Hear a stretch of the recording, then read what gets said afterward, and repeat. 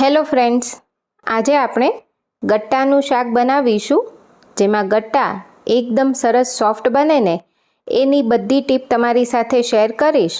સાથે આ શાકમાં કાંદા ટામેટાં યુઝ કર્યા વગર એકદમ નવી રીતે ગટ્ટાનું શાક તૈયાર કરીશું. આ શાકની રેસીપી તમને યુટ્યુબ પર ક્યાંય જોવા નહીં મળે. સાવ નવી રેસીપી છે, એકવાર જરૂરથી ટ્રાય કરજો. બહુ જ ટેસ્ટી આ ગટ્ટાનું શાક તૈયાર થાય છે. તો સૌથી પહેલાં ગટ્ટાને બાફવા માટે પાણી ગરમ કરવા મૂકીશું અને સાથે જ ગટ્ટા માટેનો લોટ બાંધીશું. તો અહીં મેં 1 કપ ચણાનો લોટ લીધો છે, જેમાં 2 ચમચી અહીં જુવારનો લોટ એડ કરીશું.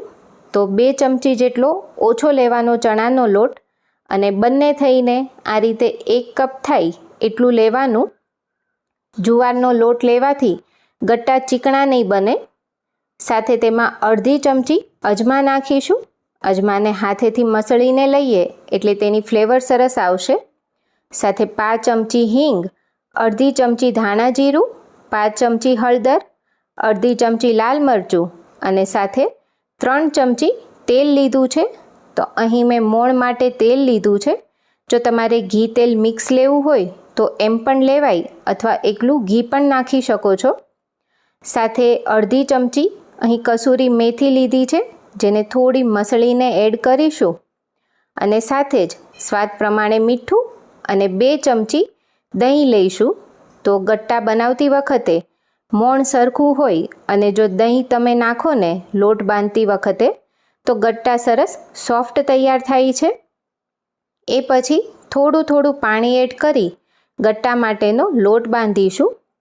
તો આ લોટ થોડો સોફ્ટ બાંધવાનો અને લોટ બંધાઈને એટલે તેને થોડો આ રીતે મસળી લેવાનો. તો આ ગટ્ટા બનાવતી વખતે તમે થોડા પ્રમાણમાં કસૂરી મેથી નાખો ને તો તેની ફ્લેવર એકદમ સરસ આવતી હોય છે. લોટ બંધાઈ જાય એ પછી ઉપરથી થોડું તેલ નાખીને આ રીતે લોટને થોડો તેલવાળો કરી લેવાનો.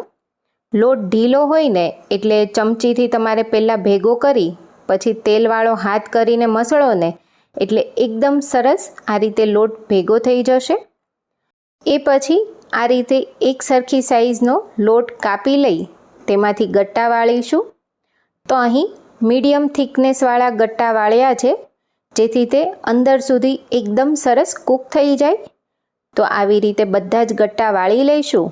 અને અહીં પાણી પણ સરસ ઉકળી ગયું છે. તો ઉકળતા પાણીમાં જ ગટ્ટા મૂકવાના, જેથી તે નીચે બેસી ના જાય અને એકબીજા સાથે ચોંટે પણ નહીં. તો ગટ્ટા જેમ જેમ કૂક થશે ને તેમ ઉપર તરવા લાગશે.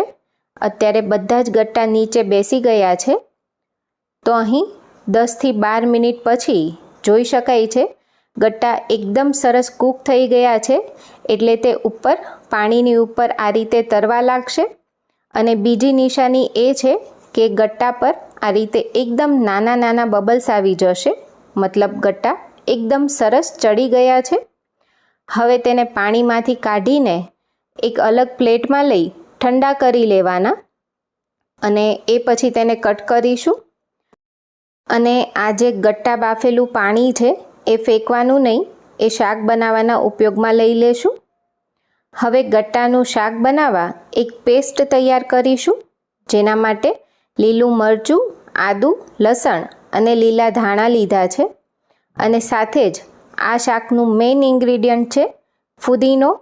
તો અહીં મેં અડધો કપ ફુદીનો લીધો છે. 1 કપ લીલા ધાણા હોય તો સામે અડધો કપ ફુદીનો લેવાનો. તો બધી જ વસ્તુને મિક્સર જારમાં લઈને તેની એક પેસ્ટ બનાવીશું. તો આ રીતે ધાણા ફુદીનાની પેસ્ટ બનાવીને તમે ગટ્ટાનું શાક ક્યારેય નહીં બનાવ્યું હોય, પરંતુ એકવાર જરૂરથી ટ્રાય કરજો. બહુ જ સરસ ટેસ્ટી બને છે.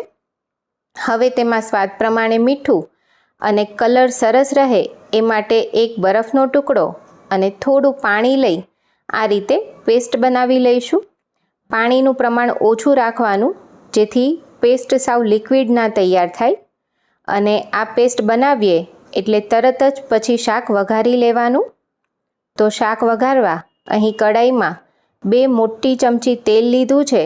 તેલ સરસ ગરમ થાય એટલે તેમાં અડધી ચમચી રાઈ અડધી ચમચી જીરું, 5 ચમચી હિંગ અને એ પછી જે તૈયાર કરેલી ધાણા ફુદીનાની પેસ્ટ છે એ નાખીશું અને આ પેસ્ટને ધીમા ગેસ પર 2 થી 3 મિનિટ કૂક કરવાની છે, જેથી આમાં નાખેલી બધી જ કાચી વસ્તુ સરસ કૂક થઈ જશે અને પેસ્ટમાંથી એકદમ સરસ તેલ છૂટું પડશે.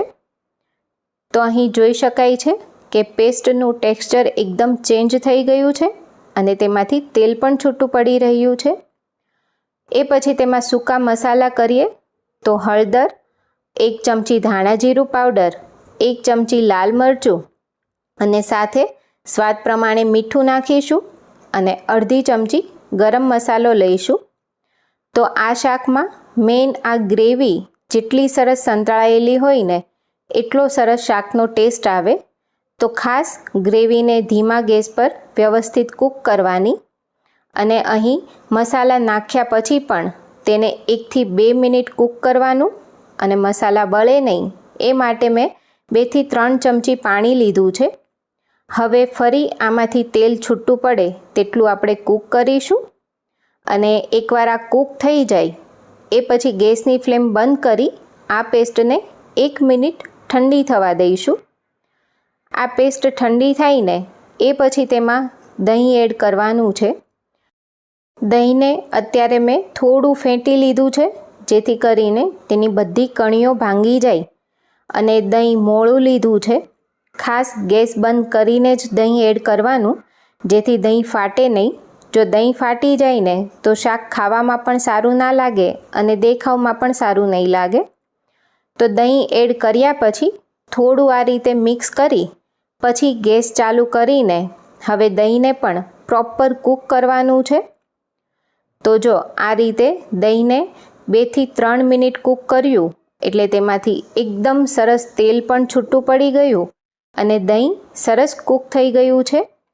અત્યારે મેં મોળું દહીં લીધું છે. જો તમને શાકમાં થોડી ખટાશ ભાવતી હોય તો મીડિયમ ખાટું દહીં પણ લઈ શકાય. આ બાજુ આપણા ગટ્ટા સરસ ઠંડા થઈ ગયા છે અને જોઈ શકાય છે એકદમ સરસ સોફ્ટ તૈયાર થયા છે.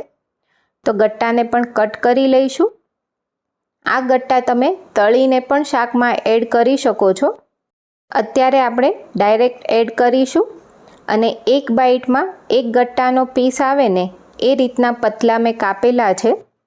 હવે ગ્રેવીમાં ગટ્ટા એડ કરી તેને મિક્સ કરી લઈશું અને 1 મિનિટ ગ્રેવી સાથે ગટ્ટાને કૂક કરવાના છે અને એ પછી જરૂર પ્રમાણે પાણી એડ કરીશું. તો જે ગટ્ટા બાફેલું પાણી રાખ્યું હતું એ જ પાણી અત્યારે એડ કરવાનું છે અને અત્યારે મેં બધું જ પાણી લઈ લીધું છે. અહીં તમારે ગ્રેવી ઘાટી પતલી તમને જેવી ગમે ને એ પ્રમાણે પાણી એડ કરવાનું અને જો વધારે પાણીની જરૂર પડે ને તો સાદું પાણી પણ ગરમ કરીને એડ કરી શકાય છે. તો હવે આ ગ્રેવી સાથે ગટ્ટાને 2 થી 3 મિનિટ કૂક કરીશું. એ પછી જો જોઈ શકાય છે એકદમ સરસ શાકમાંથી તેલ છૂટું પડી ગયું છે અને અત્યારે ગટ્ટાની ગ્રેવી એકદમ પરફેક્ટ છે. થોડીવાર શાક પડ્યું રહીને એટલે હજુ ગ્રેવી થોડી ઘાટી થઈ જશે. એટલે શાકમાં તમને ગ્રેવી ઘાટી કે પાતળી જેવી ગમે એ રીતે તમારે પાણી એડ કરવાનું છે. તો તૈયાર છે એકદમ ટેસ્ટી ગરમા ગરમ ગટ્ટાનું શાક, જે ખાઈને તમને ખરેખર મજા પડી જશે. અને આજની રેસીપી તમને કેવી લાગી એ કમેન્ટ કરવાનું ભૂલતા નહીં. સાથે જો વિડીયો પસંદ આવ્યો હોય તો લાઈક કરી શેર કરજો અને ચેનલને સબસ્ક્રાઈબ કરી દેજો.